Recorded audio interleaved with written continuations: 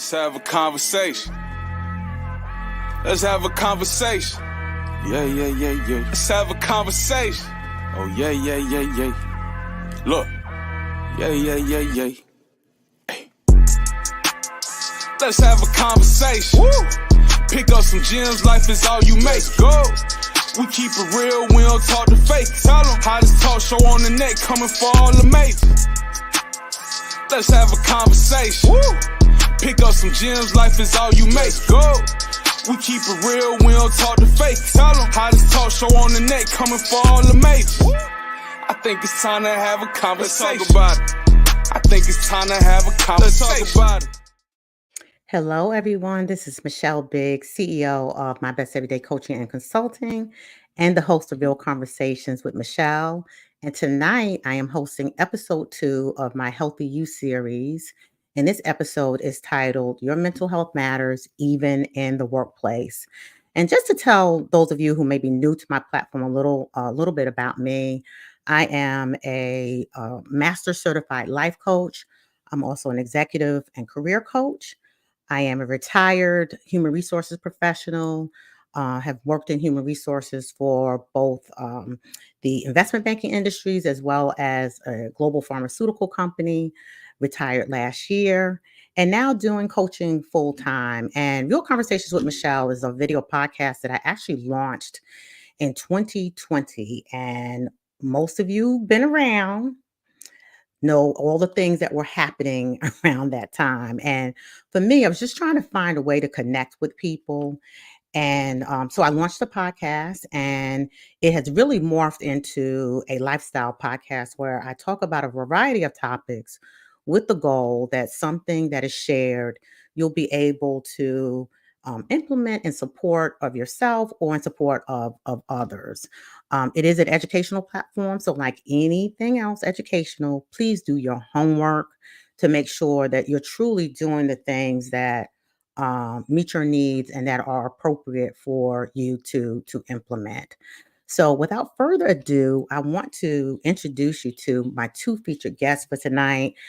And this topic, y'all, I really felt the need. I needed to bring in therapists because it's a heavy topic, and there's a lot of stress going on in the workplace. Those who I have coached over the last couple of weeks, I talked to a young lady just last week, and she resigned from her job because of stress.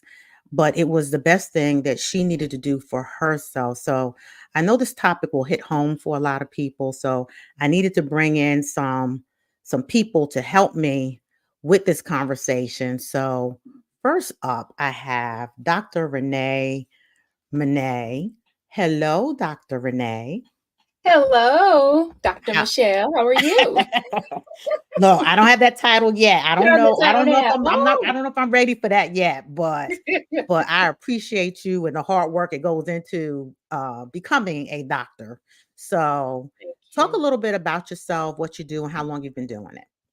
Thank you. I'm so glad to be here tonight with you. I'm Renee Manneh. I'm a licensed clinical social worker. I'm executive director of Renewed Strength Counseling Services. We're based in Knightdale in North Carolina, but we work with people all over the state, all over the country, and even all over the world. And so I really enjoy the work that I do working with professionals and kind of figuring out their life-work balance. I like to use that term and that terminology versus the work-life balance, because I like to put life before work, and helping them kind of address different needs as it relates to aging and trying to have children, raising children, marriage, all of those different things. And all along, they are working to maintain their lifestyle, right? And so the work that I do helps them try to maintain that in a healthy way and live their best life to the fullest, and really renew their strength every day so that they can, enjoy what life has to bring. Yes, there are going to be some tragedies and some things that happen and, some crises here and there. But we work with people to really just continue to make sure that they're living well. Thank you for that. And next up is Blaise Harris, the dope Black therapist. I like saying that, Blaise. Yeah. I like hearing it. So it's all right. It's all right. So tell people about yourself.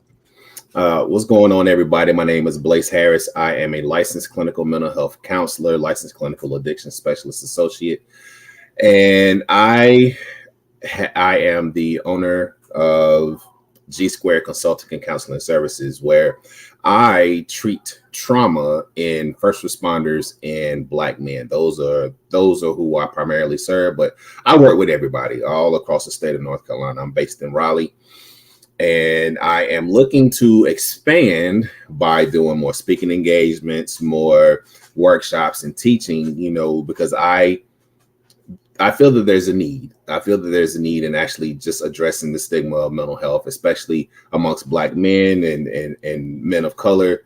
And as a former first responder myself, working as a firefighter for over 14 years for the city of Raleigh and the city of Rocky Mount, there is just this culture where we're not supposed to address our feelings, not supposed to talk about what's going on with us, supposed to just push it down and keep it going. So my goal is to work with first responders and Black men and men of color and pretty much anybody who's willing to listen and learn on how to work through those traumas and how to express their emotions and how to deal with their stuff instead of just pushing it down and dealing with it by night.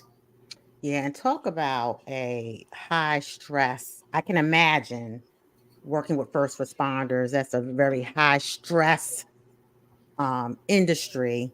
Mm-hmm. And we'll talk a little bit about, what you guys have seen. But I know for me, working in human resources, and particularly with investment banking and global pharmaceutical, very fast-paced environments. And you got to have thick skin to work in them, period. Right. So, and we'll get into a little bit of that. But this topic, like I said, is a topic that I thought it was important to talk about, especially Mental Health Awareness Month. And I've never tackled the topic specifically about dealing with mental health in the workplace. So I feel honored to have the two of you on, knowing that this is space that you deal with. So let's talk. I like to talk about kind of reflect on what we've experienced ourselves and what we've dealt with.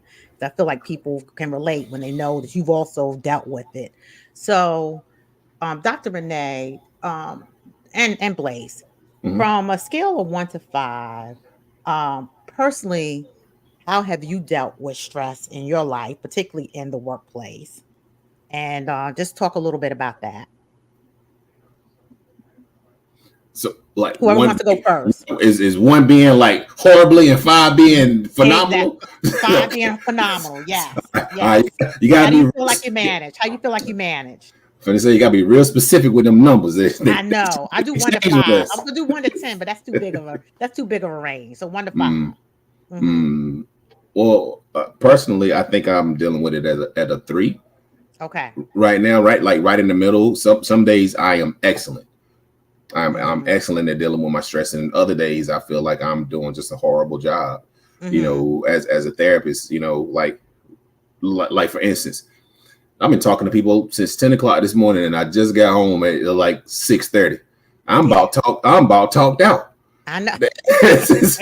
I'm about talked out, and then it's like, but now doing a podcast is like, okay, I got to push that to the side and do this thing because I'm a guest up here, and some days it's really exhausted, and people don't understand how when you work in a profession where you're talking to people all day long, sometimes you don't want to talk, you don't want to deal with other people, you don't want to have to solve anybody's problems, you don't want to have to make anything better for people. Sometimes you just want to sit down and shut up and watch some TV or read a book or just not do nothing.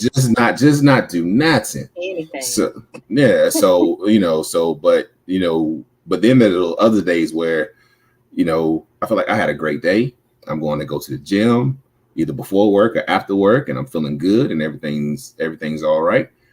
It's just, as a therapist, being able to practice what we preach is super important. So yeah. Thank you for that. Dr. Renee, how about you? 5 being the best. Right. Okay. So I feel like if I was to say right now, I feel like I'm at a 4. Okay. I'm pretty good. There's always room for improvement. I think I'm doing pretty good. But like Blaise says, a lot of times for us, we are always on. We are talking a lot. We are listening a lot. We are totally engaged. And we have to find avenues and ways to deal with the workplace stress that we have. And for me, running a private practice, I have several people that I supervise and folks that I collaborate with and different hustles that we try to do, right, Blaise, and outside of Mm-hmm. the therapy room. And Mm-hmm. in order to do those things, we really are usually burning the candle at both ends. And so when we do that, probably I'm at a 2 or 1 and not doing it the right way. But I have some great people in my life that will really kind of check me, especially my husband, and let Mm-hmm. me know, how much are you working? What is going Right. on? And Mm-hmm. do you see what we're doing over here? We got this other stuff going on. And so I've had to, really scale some things back and really reprioritize things. And so if I get to a 3, I'm adjusting, I'm changing, I'm fixing stuff Mm-hmm. so that I don't ever get to that 2 and that 1. And Mm-hmm. that's super important to me because I made a commitment to my family, made a commitment to my practice, to myself. And I've got to honor those commitments, but in a way that's the healthiest for all of us. So Mm-hmm. Yeah. And it's funny because if I would say right now, um, I'm probably at a 4, right, in terms of dealing with it. But I would say when I was in the throes of the workplace, right, it would probably be some weeks I felt like I was a 3, Mm-hmm. right?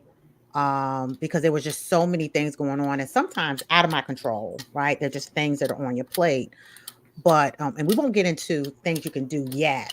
But what I found I needed to step back a lot, right? And pivot and realize. And I think when you've been in this space where you help people, a lot of times we understand those signs when we are out of alignment and need to Mm-hmm. get ourselves back on track, right? Mm-hmm.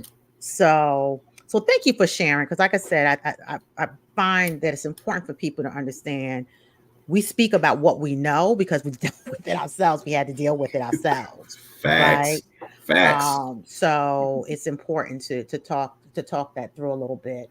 So there was a survey that was done and it talked about how women and men deal with stress in the workplace. But what I want to really delve into for now is what does workplace stress look like, and how can people tell if they're experiencing it? So if you could talk a little bit about that. So Dr. Renee, if you can start first. So workplace stress looks like a lot of different things. Some things that I will see in the work that I do with different professionals and other people that are working is that they feel like there's an excessive workload. They don't have a lot of control in the workplace. Maybe there's not some type of workplace autonomy on the tasks that they do. And a big thing that I've been working with people on in the last year or two is kind of their passion and their purpose within work. And sometimes that's not aligning with what they do 9 to 5. Mm-hmm. And it really has changed things. As I don't want to necessarily bring this up, but the pandemic changed the game for It people in the did. It workplace. did. They're Mm-hmm. not just going to do any old job for 8 or 9 hours a day. You can't just speak to people any old way in the workplace. And so Mm-hmm. some of those things with workplace stress are going to look like I'm doing a lot of work and it may not be worth the 8 hours that I'm putting in. Mm-hmm. It's worth more than that. And so I should get paid more than that. And so if they're dissatisfied in work, if they feel like they're overworked, they're not going to show up the same way. If they Mm-hmm. don't feel like they are sometimes a part of the team, but then we're starting to see people who care less about being a part of the team or the family, the Mm-hmm. workplace Mm-hmm. environment. And so dealing with that, where everybody at work is like, yes, everybody join in and we're all going to do this, collective team building thing. And folks are like, just pay me. I just want to get my check Mm-hmm. and I Mm-hmm. want to go home. Mm-hmm. Like, I don't want to be interconnected here. And so that type of balance where people's expectations are not meeting the actual work, Mm-hmm. um, has been a huge, huge challenge in the work that I've been doing with people. And so we're kind of like reevaluating what's your purpose? What's the plan? Mm-hmm. What did you really want to do in life? And so can you afford to go do that? You know, some people are not privileged enough. And that's a lot of different reasons, you know, money, resources, access to go out and just go do what they want to go do, or what they feel like their purpose is. And sometimes people don't have enough faith to say, I'm just going to make this leap, right? And so if that's not the case, then how do you maintain it in a place that you feel like you're overworked, underappreciated, and you're not passionate about? Like, that's super hard. So that's kind of the things I've been I may have experienced some of these things myself, but also I'm really counseling and helping people through this process of what it looks like. Yeah, and I'll tell you, you're explaining my HR world right after the pandemic in terms of what we were dealing with, because let's face it, everybody was working from home. So now you're asking me to come back to the workplace. Really? I worked 2 years from home, and now Just you fine. want me to be face to face, and probably was more productive than I was, right? Some people, right? I had situations, people flew to Hawaii, you know, they moved to Hawaii, Florida, and I'm like, okay, our office is in RTP. You need to be in the office when there's a team meeting. And we're not paying for you to fly from Hawaii or from the beach or wherever you are, right? So the pandemic definitely, to your point, it changed the game. And I'm glad you brought it up, because it has been what we've been dealing with in HR for a long time. And quite frankly, when I have been coaching people who are looking for change right now, they're looking to change careers. A lot of it is they want to work remote. They no longer want to be in the workplace. So they're looking for places where they can go, where their work life can be more flexible, right? So they understand I may have to come in 2 days, but don't ask me to come in 5, right? Exactly. 5 days is not happening. Yeah, I've been doing this 2 years now, right?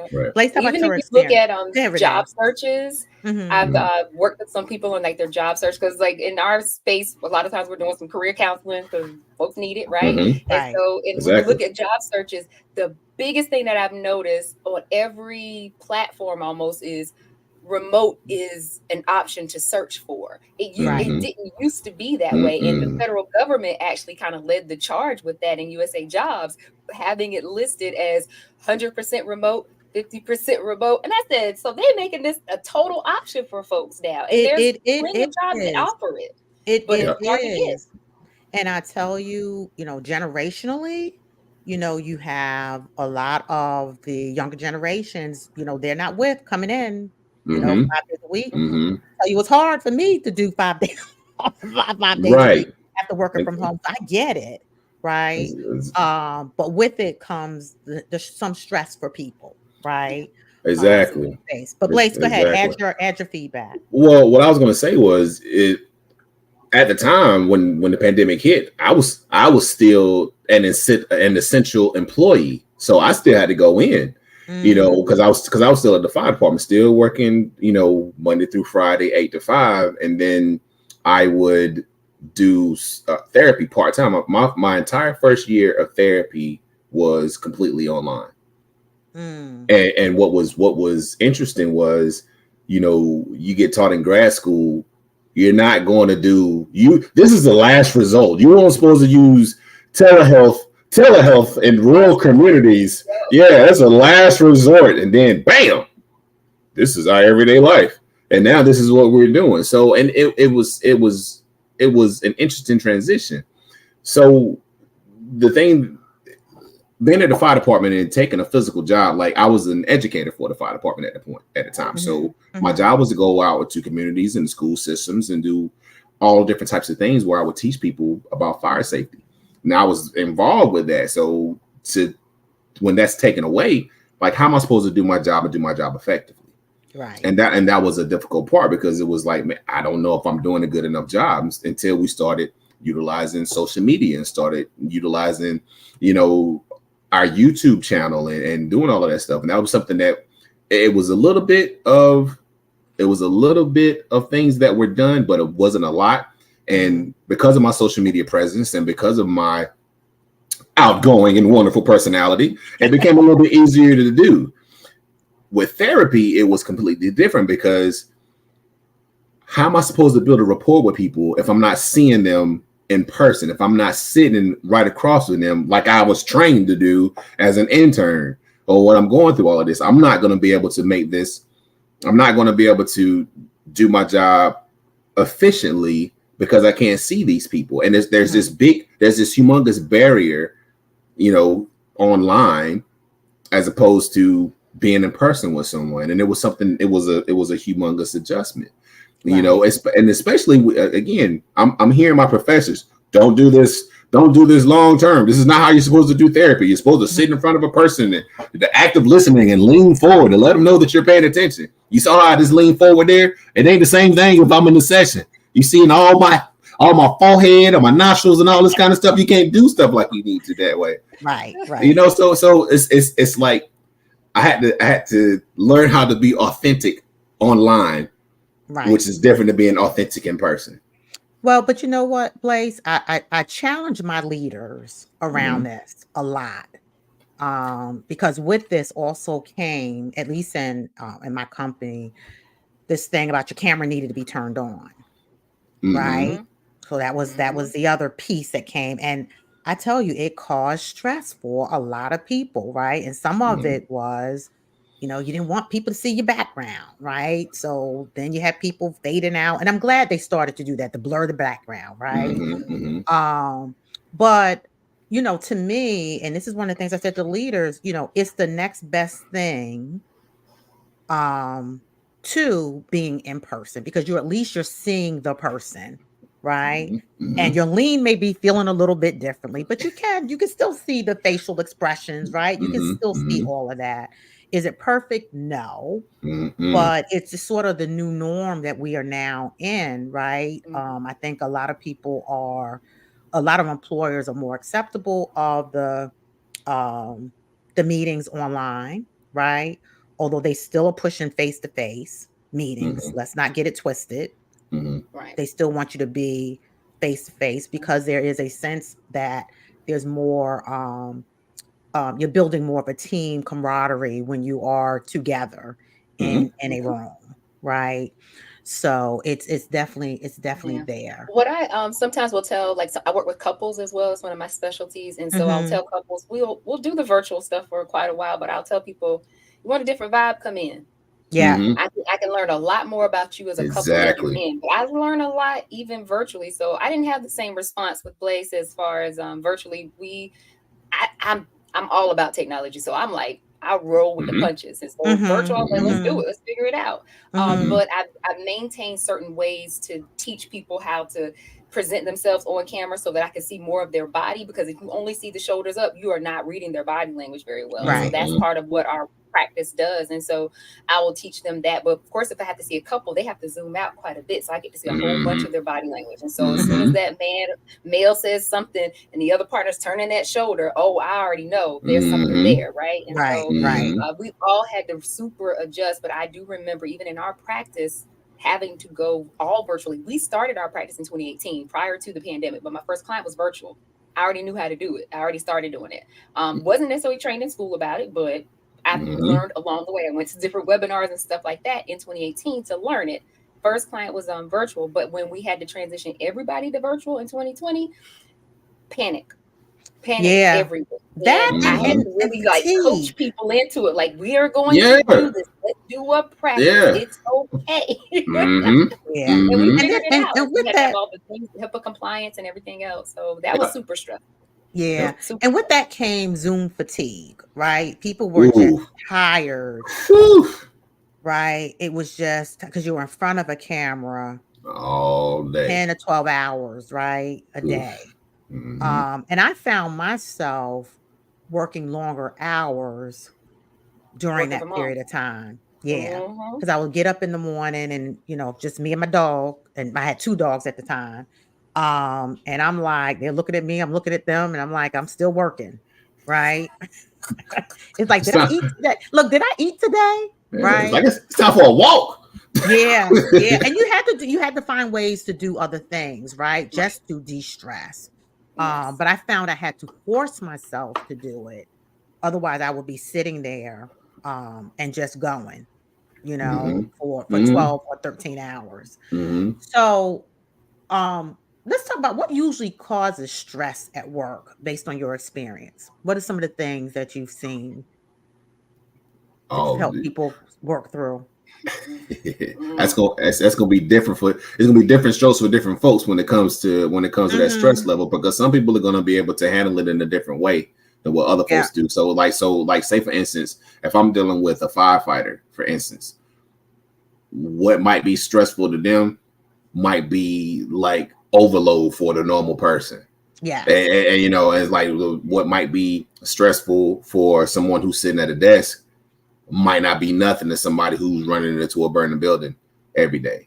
Yeah. So, you know, so that's one of the things. So it's like one of the things that I have started to see is, you know, especially amongst my first responders is like, we'll work a 24-hour shift or a 12-hour shift, get off of work, and then go work another physically demanding job, another 8 to 10 hours, or another 24-hour shift somewhere else, and never have that time to take a break, because we're supposed to provide, we're supposed to work, we're supposed to do this. This is the culture, you know. This is also a lot of old school firefighters, old school police, old school EMS workers, you know, doing that.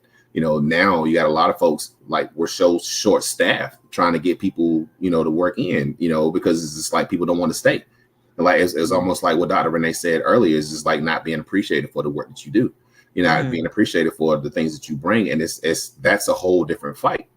You know, that's a whole different struggle, because it's just like, I'm putting this time in, but the amount of time that I could take off counts differently than what it would for someone else who's working a 9 to 5. So if you work in a 9 to 5, you know, and your time off is like 8 hours, that's just one day. Where if you're working as a firefighter, or, you know, work 24-hour shifts or 12-hour shifts, your time off, that's 3 days that you have to take off. You know, which is opposed to that. And it's a stress, because you can't find that time. And then if you are so short staffed, other people are trying to work in, they doing callbacks so people can come in and actually fill these spots up. Nobody's actually having enough time to be able to take off, and they're trying to get extra money because they know they're not making what they need. And it's just like, that's when that burnout starts to come in. But forgive the pun.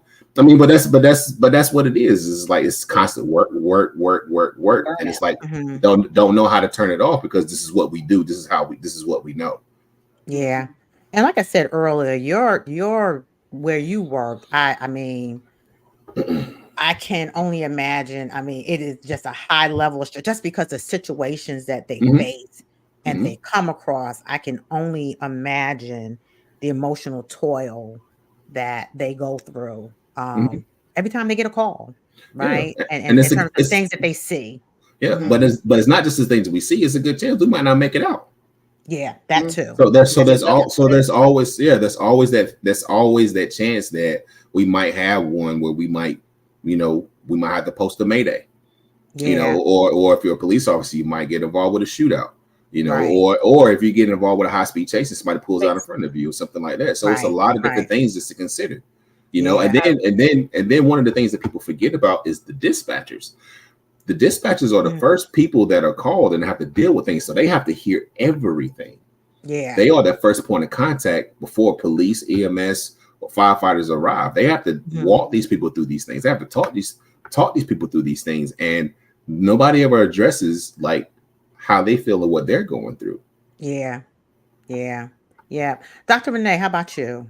Yeah, all of those things. In the work I've done, I've definitely worked with first responders, a lot of healthcare providers, and first responders, healthcare providers, and I'm gonna put in my lob for the teachers. Yes, absolutely. Oh God. Oh yeah. Oh man. Yeah, that whole public space. Service got railroaded. And shout out to my teachers, because I'm a former educator and I'm a former social worker. And I had to leave during the pandemic and start to practice. I was like, I had already started to practice, but I was like, practice is going to take precedent, because I know that help is going to be needed. But those teachers, they drug them. Those social workers, they drug them. Oh yeah, for sure. During the pandemic, for sure. Yeah. The doctors. I mean, I'm getting a little emotional thinking about the work that I've done. And as the pandemic lifted, I do some travel social work. So I'll go to different hospitals or different places where people are on strike or there's a shortage of people. So what you're talking about, Blaise, is that first responder coming out. Now they come to the hospital. Yep. Whoever they picked up on the corner of the road that's, got a broken leg and might have had gangrene but didn't get it treated. Now they at the hospital with the social worker trying to figure out what's going on. Now I figured out, oh, well, this person doesn't have a home to go to. Plus the place that they go to, this home that's not stable. It's a domestic violence situation. Like, yes. You can't get away. You can't get away from that. So you're locked up with your abuser, 24/7 now. You can't go anywhere you deal with anything. And then it's like you think about the students, like even like we talk about the teachers and everything, but then think about the students who some of the students who rely on school as the outlet to get their meal or just that social the social interactions of what they would normally get. All this stuff is taken away. Yeah. And I saw so many nurses during the pandemic who lost so many people, and that taking a toll on them. It was so much. But then they hear a lot of desensitization towards death, and dying, and the work and roles that they did. So, like when I saw all of that during the pandemic, but also still see it now and before, some things I look at is who do we have in management? Who is supervising these people? Who's making these decisions? The presidents and the CEOs and CFOs who said we are only going to buy 1,000 in 95. Who said that? Like why was that even we're going to budget on the N95s in a pandemic? Like who said that? And so then you've got people scared to go to work, and they are actually seeing people getting hurt, like getting sick. And so, and they know what it would take to really take care of them properly and do what they could. But like you said, Blaise, they're shorthanded. They've lost staff members because they aren't available. And even now, there are shortages still because of the pandemic, because of the workforce. And so if you have people in management roles or in leadership roles that are not making decisions that are supportive of the staff, it's going to cause major stress and strain. Another thing I'll see too is that people get into the jobs and they don't know what they're supposed to be doing. Now, I don't see this much in the first responders because y'all do some major training because you're not just sending anybody on out there. But in these other industries, even in medical care, people are not trained well. And even when they are trained, there's still some on the job training that still has to happen, right? And then some follow-up and the supervision and checking in. And you got these supervisors just like, oh, I did a touch point last month.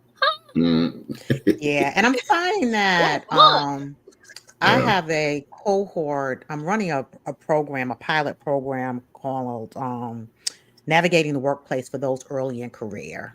And when I tell you that these young people that, they're wanting to do well, right? But, so they don't want to, but they don't want to speak up because they fear they don't want anybody to see that they're weak, right? So they're not asking for help. Some of them aren't asking for help. So we're kind of talking that through a little bit, which of course can cause stress, right? But I'm also hearing this thing about the training. So what is the training that's going on to get them up to speed, right? And the importance of having a peer mentor or having a boss meet with them on a regular basis just to make sure that their transition is smooth, is important, right? And sometimes when people have those unclear roles, they don't know what the expectation is for it. They don't know what the test is going to be like. How are they getting evaluated? They're not going to feel connected or feel like, oh, I know what I'm doing or confident in that role. And so that's going to cause even more stress. And maybe some people are being underutilized with the skills that they have. And nobody knows that they have these skills. That they're not speaking up. Managers not checking with them. And they got hired by somebody totally different, like a recruiter that brought in the person in HR was like, great, we are good. And then nobody really knows what that person can do. Exactly. And just last night, because I just had a session last night, even someone talked about, they had someone leave and they brought in 2 people to replace the person. Right. So imagine how that person was feeling. Who was doing that role all along. Right. But it is, the stress is real in the workplace. It exists. And sometimes it is the workplace, and sometimes it's the things that are happening in our personal lives that impact how we show up in the workplace as well. I got a question. Yeah, go ahead. Those people that the person leaves and they replace them with 2 people. Tell me what their demographic probably is. You already know. We're not gonna go there. I'm just saying. We're not gonna go there, Renee. We're not gonna go there. But again, imagine how the person feels who was in that job. They kind of feel vindicated, right? Because it's like they knew it was a lot of work. But now they're having to manage the stress, the trauma from whatever it was that they were dealing with being overworked and things like that, right? Blaise, I see you breathing. I think both of us are. And it's African American women. Mm-hmm. It's the African American women. We do way too much for way less money, and we do the job of 2 to 3 people. Yeah, every single day. Yep. Yeah. And that's something I'm counseling people on a lot. And I'm like, if they're bringing in somebody else to do your job and it's 2, 3 people, what have you been doing this whole time? Exactly. I am one of those people. And have you been calling? I am one. And have you been, because something, again, and I don't know if it's innate in us culturally, right? So of course the cultural differences in terms of what we're taught, in terms of how we show up, but we also have to be willing to speak up and tell people, right?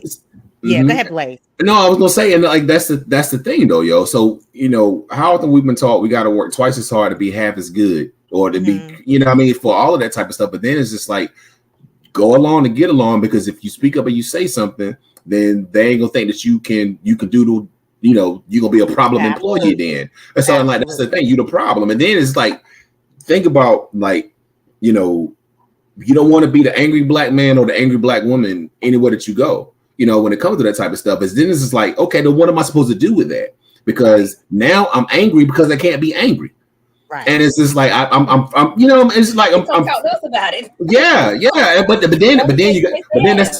But then that's a whole other thing, because they ain't gonna go talk to nobody, because they ain't what we're supposed to do. We're supposed to keep it to ourselves. We're supposed to keep it pushing. We're supposed to just keep going regardless of how we feel or how we're being treated. We're supposed to make these things happen. But we're finally learning that it's okay for us to speak up and address these things, because we don't want to keep dealing with the bull job that comes with the stuff that we deal with, because it's like we don't have to, and we don't have to stay in this space. And it's just like we're finally we're pulling that curtain back and seeing it's like, oh, wait a minute, you ain't all you ain't all you was cracked up to be. You were threatened by me, and you gonna try to make this stuff as hard as for me as can, just to try to hide what you lack. Yeah. So DEI is huge. So we'll, I've coached a lot of people of many races. And, for people of color, I would say a lot of times, to your point, it's like I have to do twice as much for people to notice me, right? You cannot do what other people do, right? And oftentimes we could be the only ones in these spaces, right? So it brings on a whole nother dynamic in terms of workplace stress, right? Absolutely. And when you're the first, so, for me, first one to graduate from college, first one to become an officer, first one to work for a corporate, in corporate America, first one to get my department. Yeah. And it comes with a lot of heaviness that you feel like you're carrying. I know I felt like I was carrying earlier in my career, right? So I'm gonna pivot a little bit. Do you guys see a difference in how women show their stress versus men? And I tell you, I was listening. I think I mentioned to y'all I had come across a survey, and it said, women reported a higher average level of stress than men, 5.3 versus 4.8 out of 10. And this came out of American Psychological Association survey did in October 23. And then it says, and we're more likely to rate their stress levels between an 8 and a 10 than men. So what are you guys seeing in your practice? I think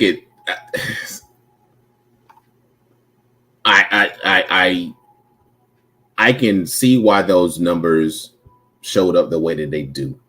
Okay. Say more. So it's like dudes ain't going to admit that they're stressed. Mm-mm. They're not going to miss that. They're not going to admit that they're anxious. You know, because if you do that, then that's a sign of weakness. Mm-hmm. And I'm not supposed to show any weakness in any way, shape, form, or fashion. Mm-hmm. So that's the thing. So you might be stressed. You might be stressed as hell, but you ain't gonna say nothing about it.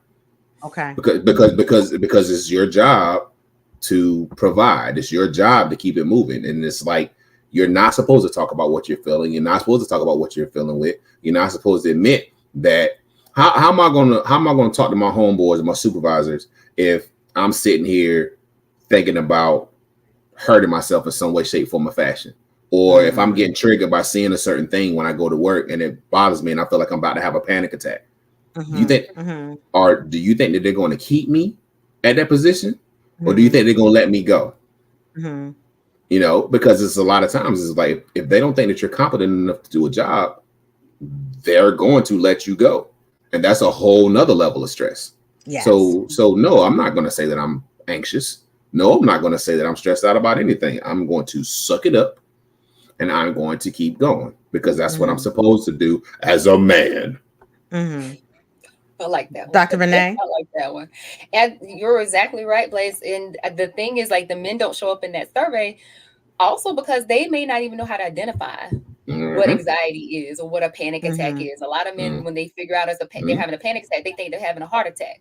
They don't know. And they'll go right onto that emergency room as soon as they still feel a physical sign of stress and anxiety. And all along, they've been having these palpitations or these intrusive thoughts or these problems happening, and they haven't said anything to anybody. But now it's showing up as super hard palpitations and maybe heart chest pain. And now I want to go to the hospital. And they're like, we did all the tests. Ain't nothing showing up. What are you stressed about? And that'll be the question. They can be like, I ain't stressed, man. I'm a firefighter. I'm not stressed. What you talking about? I'm a CEO.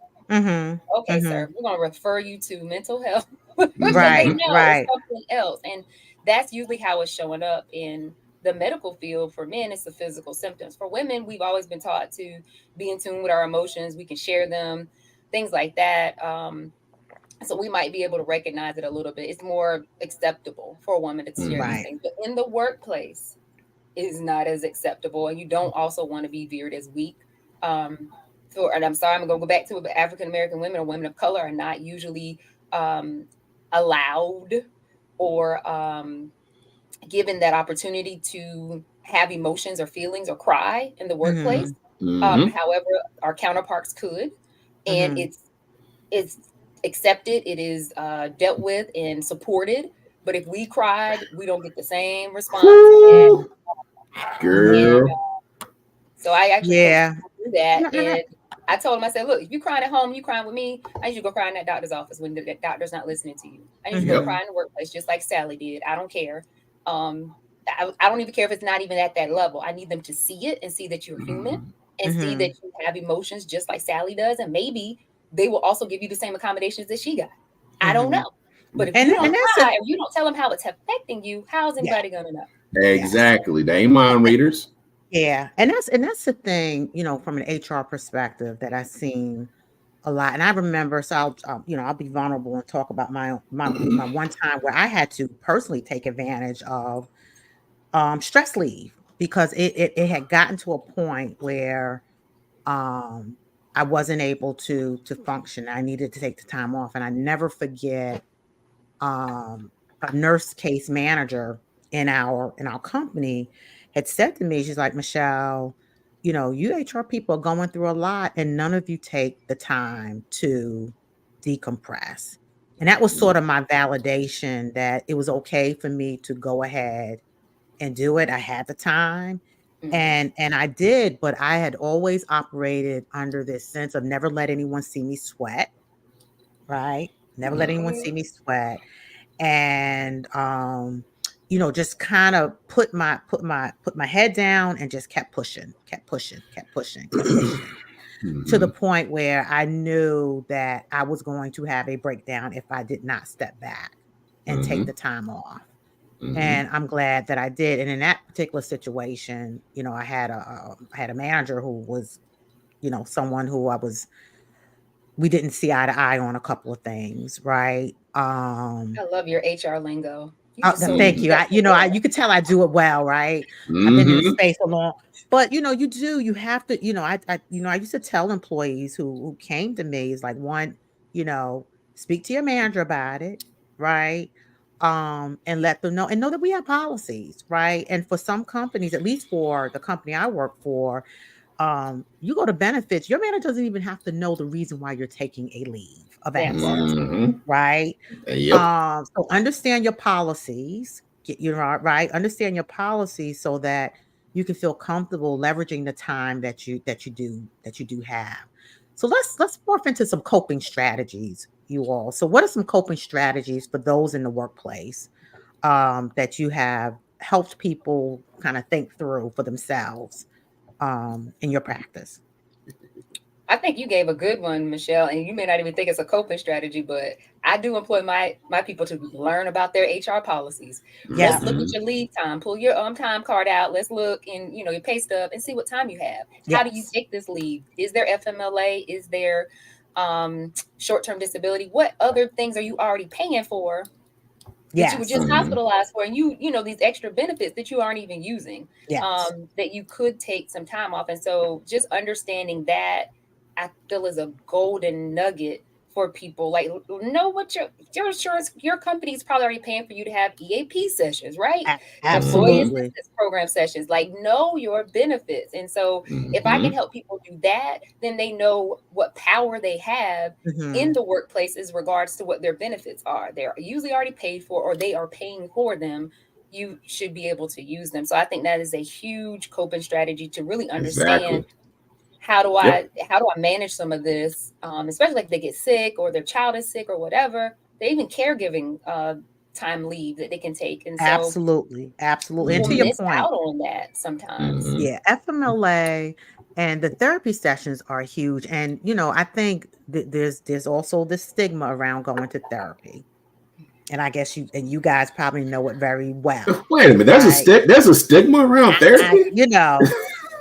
Hey, but again, if you understand your policies, a lot of companies, especially the larger companies, you get 6 to 8 sessions that you get paid for, right? That you can leverage. Some of it you may have to go out of pocket and do a copay, but still it's better than what you may have to pay if you were coming fully out of your pocket, right? So look at your policies, make sure you understand what is being offered. And so you can do the work to take care of yourself. As I mentioned earlier, I had the young lady who I was speaking to, and she was stressed, new in her workplace, sales position. So, in sales, you're dealing with numbers, right? They want to see what are you producing, right? And it just got to the point where she was literally making herself sick when she got into the office, right? And I'm like, what is, being aware that you need to make yourself a priority, period. And I'm just in this space of my peace is more important than anything else in the world. Better tell it. Tell it. Yeah, it is. And so we have to have that mindset that we have to make sure that we're okay. Because if we're not good ourselves, we're not going to be any help to anyone else, right? Absolutely. So Blaise, anything else you want to add to what Dr. Renee said or I said? Well, a lot of y'all hit the nail on the head. I was going to address FMLA, or you already did it. It's like you don't gotta tell them people what you out for. It's a leave of absence. You ain't gotta explain nothing. I'm gone because I need some time. But then the other things though, as far as like physical things that they can do, what I tell people, you can't go up to people in your office like, you say one more thing, I'm gonna knock your head off. So you will be escorted expeditiously. Exactly. So I teach people breathing exercises just to reset themselves while they're at their desk. If you need to get outside, you can take a break, get up from your desk, walk around the building, then you come back inside. Just like simple things, just so you can separate yourself from that stress. And it's from looking at that screen all day long or dealing with them, them people or sitting, especially if you're sitting in a cubicle and you're just sitting in there, and it's just like only thing you hear, and ain't no windows, ain't nothing out there. Get outside and walk around the building and then come back inside. And it's just like one of those things that I really like to tell people to do is I keep a notebook by my desk whenever I'm doing any kind of work. If thoughts pop up, because a lot of times what we do, I call them pusher downers. So we'll just take everything, we'll just push everything down, and we never let it out. We get surprised when we get somebody push our button one time and you just explode on everything. So what I tell people to do is just like, when you have thoughts, just write them down. Just like get them out your head. So that way you're not pushing them down. That's like writing is a physical outlet for you to do. And if you allow yourself to have that outlet, you'd be surprised at how less stressed you are because you're not carrying that with you everywhere that you go. Yeah. And that break time is important. Just step away, even if it's 10 minutes and you're just walking around your building and then come back. And, one of the things that I talk to people about, and these are people who are ready to take the step, and we'll talk about when you go to a coach and when you go to a therapist in a minute, because we do different things. But one of the things we also talked about is one, taking a break, two, using your doggone vacation time. I don't know how many people have left vacation time on the table, right? And it's like, it's there for you to use, y'all. It's there for you to use. Or they'll wait and take it all at the end of the year. And meanwhile, you're building all this craziness up in you and making yourself sick, right? So on that end, I usually will work with people. If I look at their time and we talk about it, we talk about how can you intermittently take this time without it being a huge issue. So can you take every other Friday off, one Friday a month, maybe pair up a Monday holiday with a Friday so that you get like a 4-day weekend and then get back to a reset. And I love what you're talking about with Blaise, of immediately writing some things down, the taking the breaks and all of that. And so, when people are really enthralled in the stress that the workplace is bringing them, I also ask them to kind of reflect back on a time that work was not stressful for them, whether it was at their current job or another job. And we go through what was happening at that place. So was it a camaraderie with other staff? Did you feel like you were, working your passion? Did you go take breaks multiple times a day like you're supposed to? You have access to windows, like all those things. And we kind of strategize like, okay, all these things were there and this is why it was pleasant. Let's look and see what you can integrate or find at your current work that can make it pleasant, just like that one was. And for some people, like one of my, one of my clients, we talked about them going outside, and the big thing about going outside, like there was nothing outside. And I said, you sit in your car, and if the weather's nice, roll your window down and sit near a tree. Like you don't need a fountain if it's not there. But if your car is safe and it feels comfortable, then maybe that's where you take your break. And so that was how they functioned. They would do their break in their car. Sometimes they would just do some sun therapy and sit out there and catch the rays, and then they'd be ready to go back in. But they're in a cubicle like you were talking about, Blaise, and they couldn't see, and there's no window. So let's make a window. Let's make one. Exactly. And the big thing is take a break during the day. And one of the things I used to do is I will schedule myself 30 minutes at the beginning of the day just to get my thoughts together in terms of what I had to do. And I would make sure I added 30 minutes somewhere in the middle of the day where I just stepped away, right? I made a point to try to step away. Sometimes some days were better than others, right? But block the time. Blocking that time. Yeah, block the time. Yeah. What advice would you give to leaders in organizations? What should they look for in their employees when looking at stress? Looking for stress. Yeah. Well, I'm gonna kind of switch that up a little bit. I'm gonna say, go ahead. I would encourage leaders to do training. Okay, good. Number one, training on what is effective leadership. I am all about transformational leadership, and sometimes workplaces are not encouraging of that. And sometimes people are not encouraging of that. But I feel like that's one of the best types of leadership you could be involved in, is transformational. Right. But And I would say situational leadership too, because Mm. everybody's situation is going to be different. That's Right. good. Yeah. that's good. Situational So leadership. I Get would yourself encourage any familiar kind with of that. Yeah. yeah, and Yeah. training on kind of looking at what mental health things to look for.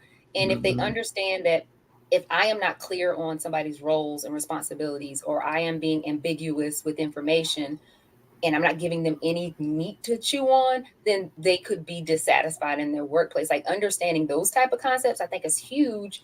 And so I think that the managers and the supervisors, they really need that training. And then I would say if they're looking at folks, you're going to be looking at, of course, how they're engaged in work, whether or not they turning that camera on or showing up to work in a suitable way. Even the way they dress sometimes can be of concern. And you're looking at people that may have some anxiety issues or depression issues if they're, a little disheveled, meaning, the clothes are all wrinkled and rumpled. They have not taken well care of themselves. Those are things that indicate that maybe something else is going on with them. It's not something that they should be reprimanded for, hopefully. If you find that, okay, maybe their iron broke, maybe their power went out for 3 days because they couldn't pay their bills, and they mad at you because y'all didn't give them a raise. I don't know. So it could be a multiple things, but those are kind of things to look at. And whether or not that person is engaged in different activities. Do they volunteer for things? Do they not? Right. And Right. that's something I look at heavily, like who's volunteering, who is engaging in the work that we're doing, or trying to, learn on their own, right? They're trying to learn more about the job on their own. Hey, they are Yeah. engaged, they're excited about the job, they're passionate. If they're not doing that, might need to have some conversations and find out, how are they doing? What else do they need? How could you encourage them to, be a little bit more passionate about their job? And if it's not there, how do you help them find it? Yeah. Being more inclusive as a leader as well, right? So you can be more in tune with your employee. Blaise, anything you wanted to add to that? And I want to get to a comment that someone had just made that I wanted to share, actually a question that they wanted to ask. Go ahead, Blaise. Well, one of the things I was going to say was like, know your people, and it's like not just know them, but actually listen to them when they tell you what's going on. And I'm thinking about the first responder world, like, and it could work in like corporate world and everything as well. If you're the boss, you're the chief or whomever, you're not going to be able to deal with the normal day to day, but you got people beneath you who has their finger to the pulse of what's going on to the people, and it's like, if your people are taken care of, everything else is going to fall into place.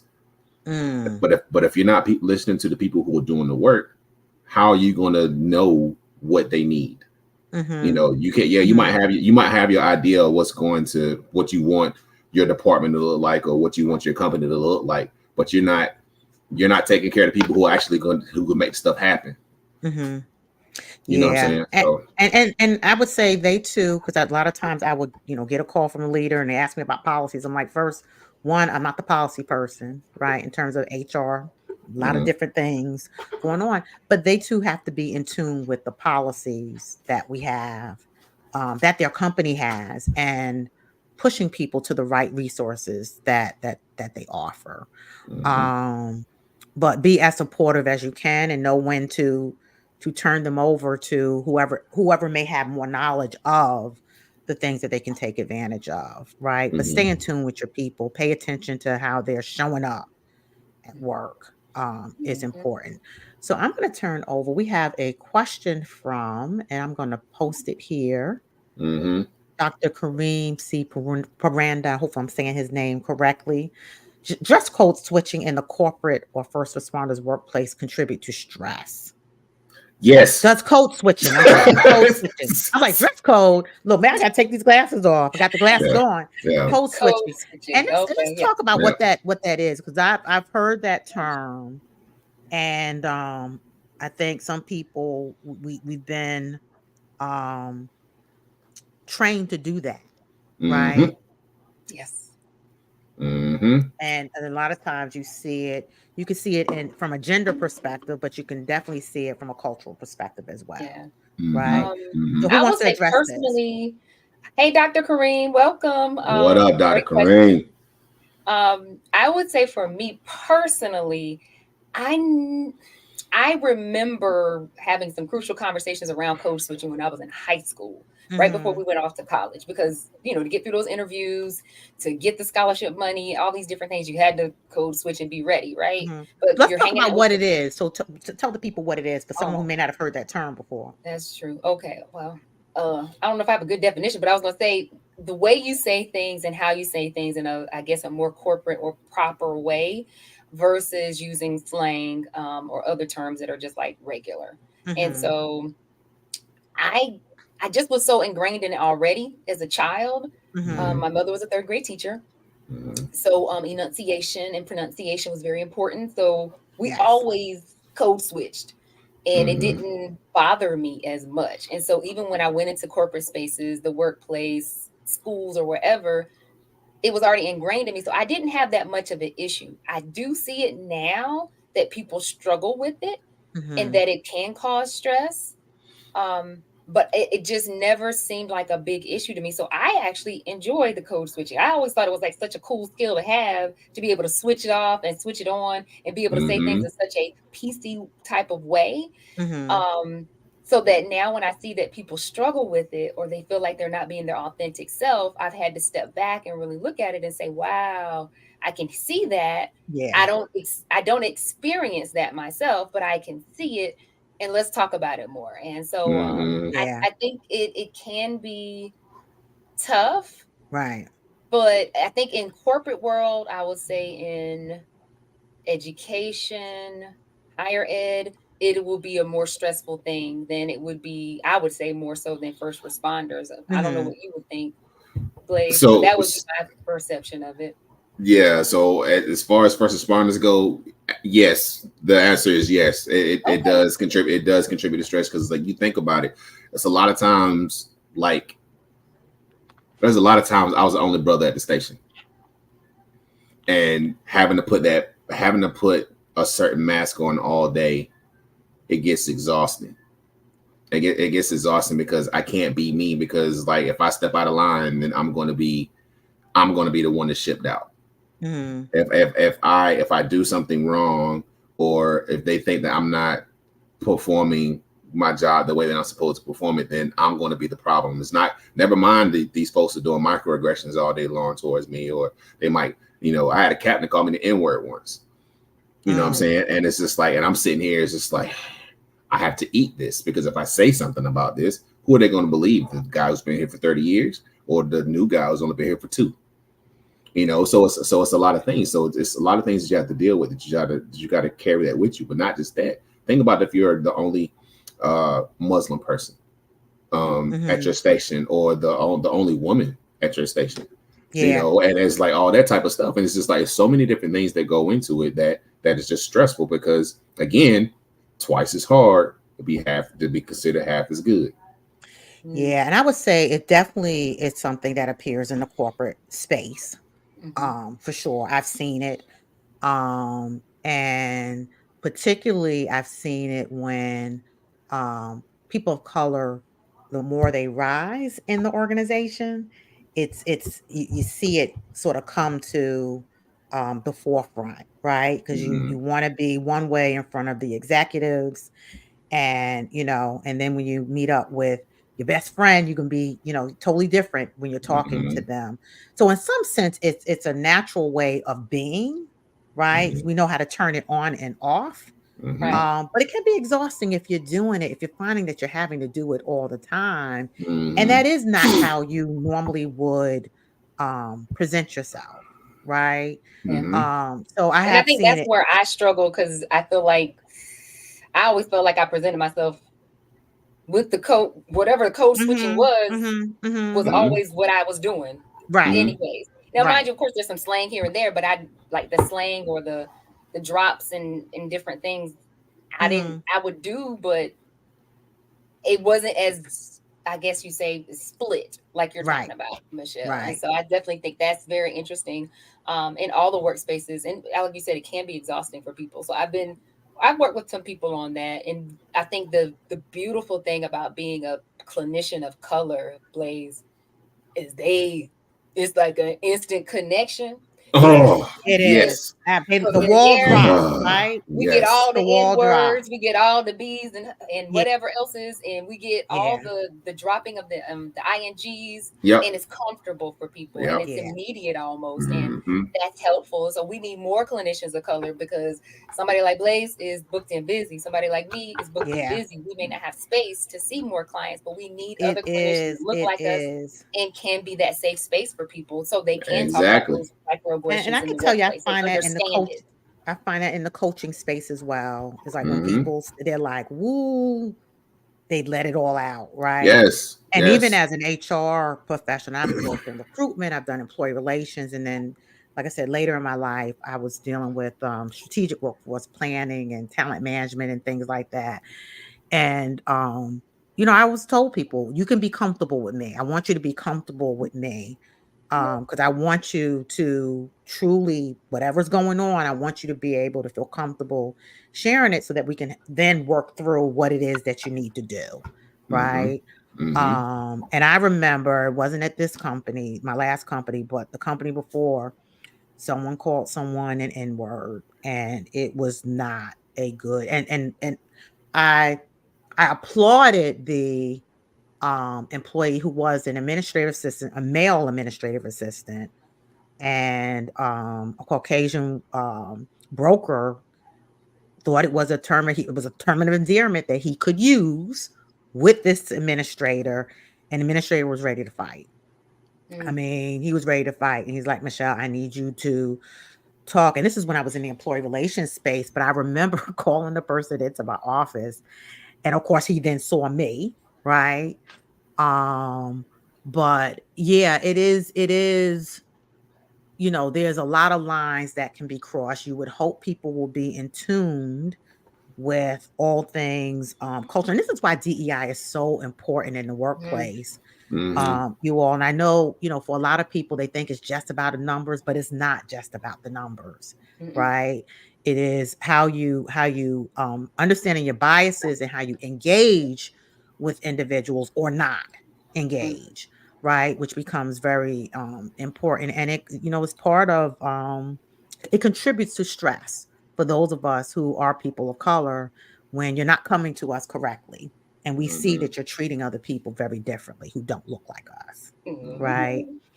Yeah. So we addressed that note. Does anybody else in the audience have any questions? I know we have some people hanging on, have YouTube and my business Facebook page and my personal Facebook page. So if you have any other questions, please, this is your opportunity to ask the professionals and myself, the therapist, and myself. Let's talk a little bit about coaching versus therapy. And I know, Blaise, you and I, when we first talked, I think I mentioned this to you, or I might have even been talking to Dr. Kareem today, and I mentioned it to him. But for me, I'm very keen on when I meet people, I have literally referred people to therapists and stopped coaching sessions when I can kind of sense that they weren't ready for coaching, because really coaching is about um you're in a position and you're in the space where you're ready to move forward and do Mm-hmm. something. Then I can work with you so we can build out a plan of action, and then I'm being your accountability partner in Mm-hmm. terms of seeing how you're working through that plan, right? So talk about therapy from your perspective. When should someone see a therapist? I think therapy is good anytime. Yeah. I think therapy is good anytime. It doesn't always have to be just doom and gloom. You know, um, you know, if you want to address the things that you have difficulty processing, whether it be a divorce or whether it be, insecurities, whether it be your anxiety, whether it be dealing with Layoff. layoffs and abusive partners, all these different types of things, the pandemic and just like not being social Mhm, anymore. It's like, mhm. when you want to work through those things, because those things affect your everyday living. Yeah. Those things have an everyday effect on who you are, how you function, how you show up. Mhm. Go to a therapist. Thank you. Dr. Renee, anything you want to add to that? Piggyback on all of that for sure. And as Blaise was saying, you when you recognized the functioning is not right, or you don't feel that you feel like you need help with it, that's a great time. But also understanding that your level of functioning can be highly impaired. And somebody may have shared it with you and said, "Hey, I just don't feel like you're quite yourself," or "I'm worried about you." Those type of things you would want to say, "Hey, um, I probably need to talk to somebody about that." And it could be in those crises moments, in the deepest of despairs, or when the high anxiety is happening. But to your point too, Michelle, in order for a person to get to coaching, that functioning level has to be a little bit better than the lowest of Absolutely. the lows for them to get Yeah. there. We gotta get them improved enough to get them off to coaching. And I refer folks to career coaching and all kinds of other coaching that they can go do once they're in a better space. Yeah. You got to be in a better And headspace in stop the coaching. cycle of things that they're going through. And Absolutely. sometimes Absolutely. life keeps lifing, and it's hard to get off that roller coaster. It It is so definitely, it hard. definitely is. Oh my It God, yes it definitely is. is. And the piece, and you spoke about this earlier, Dr. Renee, to be able to have that life work balance is so important in terms of how we show up at work. Because like I said, when we're dealing with things even at home, it could show up in the workplace. So we have to be able to manage the things that are going on just in general as well as work, and find that balance so that we can be our best selves wherever we are planted at the Hmm. time, right? Absolutely. So tell people what you got going on, and are you taking new clients, and where do you operate, and what's on your plate if you have any events coming up. So Dr. Renee, why don't we start with you? Well, I'm excited to say I am headed to Africa. Good for I you. am going to be leaving on Monday on a jet plane. Amen. God willing, Nice. inshallah. We're going to be gone. So my husband and I are going to be able to visit his homeland and be able to visit some family. And I'm just happy to be gone. So I'm taking a hiatus for 1 whole month. I have Good for not ever you. done this Nice. in Good for you. life. Good for And I'm going you. to try it out. I'm going to see what it feels like and then practice what I've been preaching to my clients. I got the time. I have the resources. I'm going to take the time. And Yeah. so Nice. I'm excited about that. That is one of the most important things that I'm excited to do recently. But as far as in practice, oh my gosh. So I do some trainings and workshops. And so periodically, once a month, I do a workshop through the Lasting app, which is Mhm. a couples counseling app, as well as parenting and individual sessions. And so tomorrow night, I think I'm going to be talking about communicating your sexual needs with your Okay. partner. All right. That should be You good. said this is the last thing out. You said the last thing out. Lasting app. Okay, got it. All right. Yep, at 7 p.m. Look. So that should be fun. And so we talk about other things such as knowing your triggers, being able to prioritize yourself, things like that. And so I facilitate a workshop at least once a month. I won't be facilitating one next month. Upcoming after then, probably are some other events where we'll do some collective walks. I have a group of practice owners, all Black female practice owners. We have been doing some walks, and we just did the NAMI walk a few weekends ago. That was Yeah. amazing. And so we've coined ourselves as Black Therapists Walk. So I'm excited to say that hopefully we'll be doing some other things in the future soon, where we'll be doing some other walks for donations and raising awareness about mental illness or health issues and things like that. Probably be speaking at some other businesses because I work with a lot of corporate organizations where they may bring us in to talk about life work balance, Mhm. de-stress, relieving, managing stress in the workplace, or how do you um, maintain some things with your family, Mhm. even though you've got this high stress job. So we've got some of those planned in July. And right now at our practice, we're really big on growing the next cohort of clinicians. And so we have Okay. 3 interns that see people for low cost or no cost at all. We Okay. have one African American male intern. He is a former first responder, Blaise. Okay. Yes, he is. And he is seeing clients right now. Another clinician will, in clinical intern will start seeing clients in a few weeks, another female, and then another one in the fall. And we have a host of 6 other clinicians that see people with a lot of different concerns and issues. Right now, I focus on couples, working with women with perinatal mental health issues, helping people with parental leave and taking that leave effectively, and then Good. getting back to work, making an action plan for all of that. That's a coaching certification that I'm finishing up. And what are my other specialties? Couples, and Okay. individuals. Some of my prime clients are African American women in the corporate space. Yeah. Love working with my ladies, and we talk about that C-suite, and we talk about corporate America. We talk about living Yeah. up and managing up, Yes. which I do not recommend. 0 out of 10, do not recommend. And so I enjoy that work I do with them. Right now, I don't have a lot of space for clients because I am, Yeah. like I said, training. You're We're doing training a new lot. coaches. Doing a Yeah, lot. Yeah. I'm doing But a where lot of can people find out information about what you're doing? Do you post it on your website? I know you have a yes. Facebook page. So Yes. talk So about your I Facebook page. have my social media handle is Dr. Renee Speaks. And so I available for speaking engagements. Just like Blaise said, we like to go out and speak and work at Mhm. workshops and conferences. And our website is renewed-strength.com. And so all of our information is there. And we've got events and activities coming up, Facebook, Instagram, we're all up there as well. Yeah. And I'll post your information, your links when I do a follow-up post, Okay. probably Thank tomorrow. you. So I'll make sure I'll do that for you guys too. Blaise, what do you have going on? I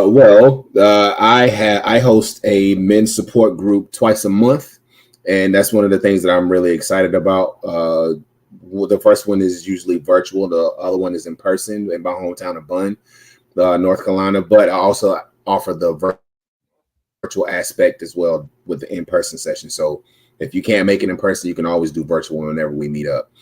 Next month, I am actually presenting at a conference in Dallas, at a Bridging the Gap conference, which is really awesome, talking about why don't we come to you for therapy? Why don't Black men and first responders come to you for therapy? And that's my topic. That's same one I did at the conference, Dr. Renee, back in February. So I'm really excited about doing that. Excuse me. Another colleague of mine, we are hosting a summit for Black fathers August the 24th. It's called the Black Father Summit, where we are celebrating Black fathers, but not only celebrating Black fathers, but we're also addressing mental and physical health. So we're going to have blood pressure screenings done there. We're going to have diabetes screenings done there, and we're going to have breakout sessions all throughout the day. This is a free event for Black males at the Southeast Raleigh YMCA, August 24th. Love it. Love it. Okay. So we're go ahead, finish. So that's for more information about that, it's www.blackfathersummit.com. Again, this is free, brother. So come on up. But we're also looking for sponsorships and donations. So any organizations who wants to be a sponsor or any organization who wants to donate, please go to the website. If you have any therapists who want to actually speak into a breakout session, we'd love to have you come through. It's another thing. We love to have this thing pop off and be the start of something really beautiful for Black men. So that's what we're doing. I am an author. Yeah. So I am an author. Talk about your book. I am an author. My book is called Becoming the Dope Black Therapist. It is available on Amazon.com. This is pretty much a memoir of how I got to where I am now. Just like growing up in a very small town and dealing with my own traumas, depression, divorce, suicide attempts, suicidal ideations, and now thriving as a mental health counselor in the world now, and trying to work with other people about how to work through their traumas and just how to make things happen for people. So Good. I'm excited. I'm excited to have you guys on. And I will definitely find some other opportunities for us to partner together. Mm-hmm. And I don't know if we told people where you're located, but you're both located in North Carolina, Raleigh, Raleigh, Durham, both of you, Raleigh, Durham, Dr. Renee. Yes. Yeah. And for me, you all, if you're in need of career, life coaching, executive coaching, I do have a Facebook page. I also have a website, www.mybesteveryday.com. And I have a YouTube channel. And actually, I will have episode 3 of my Healthy You series next month. And I'm going to be talking about spiritual health. So last month, I talked about physical health. This month was about mental health. and next month is about spiritual health. So I'm going to put you two in the green room while I sign off. But thank you so much, you all, for your knowledge, your experience, your heart for helping people. I really enjoyed this conversation. Some things I've learned myself from the two of you. So I Thank you appreciate for the both having of you. us. Thanks. Yeah, Thank you for having us. Thank you for having So us. you. yeah, so sit Yes. tight in the green room. I'm gonna come join you in a few minutes. But I just shared what is coming up, you all, and if you want to stay on top of my podcast series and other events that I have, because I do offer different coaching opportunities. Some opportunities I have for free. Other opportunities, you know, you may have to pay, but I will be very explicit about what that is. But definitely check out my Facebook page, which is facebook.com my best every day, and you can be caught up on all the things that I have coming up. So I will post a save the date on my Facebook page as well as my Instagram page, and so you know when to tune in. If you know someone who could benefit from hearing the conversation that we just had, know that the links that I've shared on my Facebook page as well as my Instagram page, they can use those same links and watch this episode in replay. So thank you for tuning in, and have a great rest of your week, and hopefully I'll see you soon. Bye. Bye.